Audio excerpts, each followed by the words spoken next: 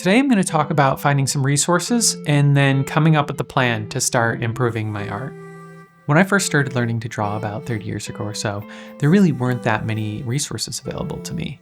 I was buying comic books and magazines, and I would practice by drawing the characters and the photographs I liked.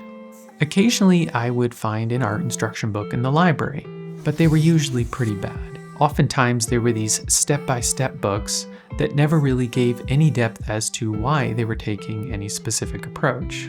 While other books by authors such as Andrew Loomis existed as early as the 1940s and 50s, there was no real way to know what was good and that those books were even out there. Sometimes I would catch little bits of knowledge about a specific pencil, pen, or paper that an artist I liked was using, and I would latch onto that like it was gospel. Unfortunately, by not really learning solid fundamentals, I acquired some bad habits, and my results usually felt a bit stiff and flat. Getting back into this again, there are more resources now than I could have ever imagined. But this presents a new problem. Where do I get started, and what are the best resources to use? I want to start by talking about skills, because ultimately this is a skills acquisition problem. A lot of what I think of as art is technical skills. Much of art is learning how to see, so that you can translate and represent what you see through a specific medium. Talent and natural abilities can give you a bit of a head start on this, but really nothing is unlearnable. I want to be able to use my skills for creative expression, but I don't feel like my creativity is what's holding me back. My lack of skills is.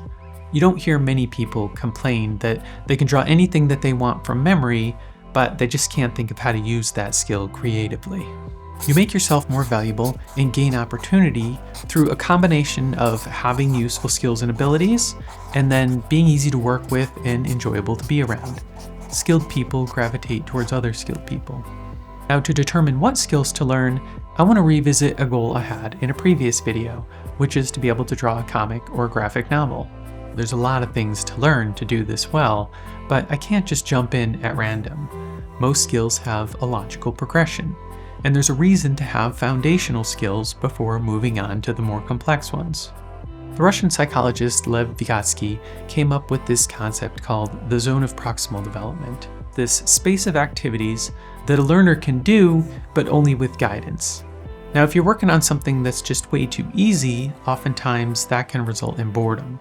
And if you jump into something that's too difficult, that can cause anxiety. So the zone of proximal development is this Goldilocks zone where it's difficult, but the learner can do it with some guidance. How do we determine the right order to go through learning all these skills? One of the benefits of art school is that they've figured all of this out for you. The curriculum for your specific degree is a reflection of that. But the good news is that we can find out a lot of this for free. For an example, we can go to the Academy of Art University website and go and find an illustration degree. And to find the requirements for this degree, we can go and choose degrees in the sidebar, and then choose BFA. And I'm going to switch this to an emphasis in comics. And then I'm going to click on View Full Course Descriptions. It lays out all the semesters and all the courses in each of those semesters. And if I want to find more information, I can go and copy the description of this course, open up ChatGPT, and then ask it what exercises might I find in this course, and paste in the description. And ChatGPT is going to do its best at trying to come up with some different exercises that are probably going to be in that course based on the description given. And you can use that information to compare with online courses to find suitable substitutes. Lucky for us, there's an even easier way. Someone has done a lot of this work for us. In 2019, a Reddit user named Alex Honeycutt, who goes by Radio Runner, put together a comprehensive list of art resources and then posted them to the Learn Art subreddit. 6 months later, he organized all of those resources into a free curriculum for the solo artist. About a year later, he reorganized and revised the curriculum and is selling it as an ebook. Now, I paid $9 for this ebook, and I think it's totally worth all the effort he put into it that now I don't have to.